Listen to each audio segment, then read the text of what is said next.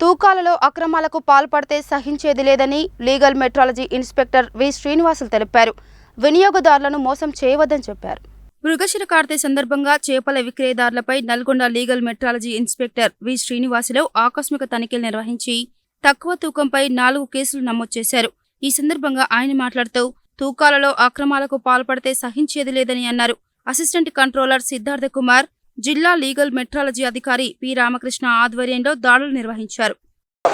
నల్లగొండ జిల్లా ప్రజలందరికీ మృగశిర కార్తె శుభాకాంక్షలు తెలియజేస్తూ, ఈ మృగశిర కార్తె సందర్భంగా ప్రజలందరూ ఎంతో ఇష్టంగా తినే చేపలు విక్రయిస్తుంటారు. ఇటు చేపల తూకానికి సంబంధించి మోసాలు జరగకుండా ఉండడం కోసం నిన్నటి నుంచి పట్టణంలో మరియు వివిధ ప్రాంతాల్లో చేపల వ్యాపారస్తుల మీద తనిఖీలు నిర్వహించడం జరిగింది.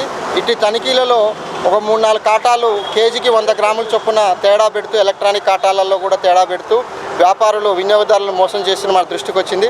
అట్టి కాటాలన్నీ సీజ్ చేసి వాళ్ళ మీద కేసులు నమోదు చేసి చట్టపరమైన చర్యలు తీసుకుంటాం.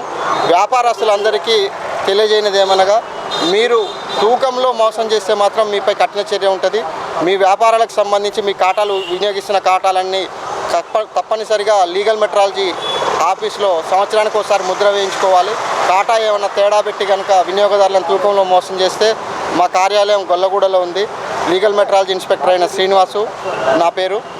నా నెంబరు 9440575081. మీరు మా కార్యాలయంలోకి వచ్చి ఫిర్యాదు చేస్తే వాళ్ళ మీద తగిన చర్య తీసుకుంటాం. ఇటు దాడుల్లో మా డిపార్ట్మెంట్ లైసెన్స్ హోల్డర్ సైదులు మరి ఇంకా ప్రైవేట్ వ్యక్తి అయిన మన ఇలియాసు అందరూ పాల్గొన్నాము.